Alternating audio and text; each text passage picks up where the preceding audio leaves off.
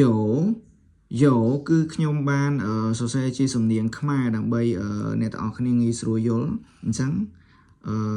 អានម្ដងទៀតយោគឺយើងប្រើថាមានលេខរៀងទី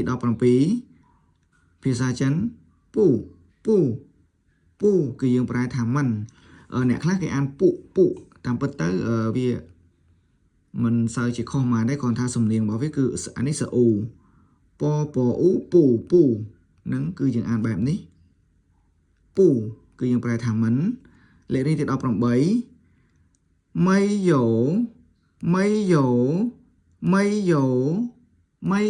គឺយើងប្រែថាគ្មាន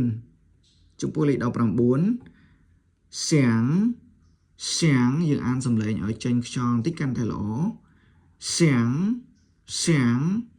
ងគឺយើងប្រែបាន3គឺនឹកគិតឬក៏ចង់តាមកលៈទេសៈឬមកគោលប្រយោគដែរគេសួរបែបណាគឺយើងអាចបកទៅស្ថានភាពបែបហ្នឹងតែម្ដងយើងអានម្ដងទៀតសៀងគឺយើងប្រែថានឹកគិតឬក៏ចង់លេខរៀងទី20什么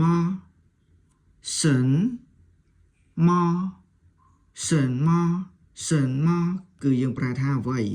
អញ្ចឹងថ្ងៃហ្នឹងគឺមានតែប៉ុណ្្នឹងទេចំពោះការអានរបស់ខ្ញុំចប់ហើយ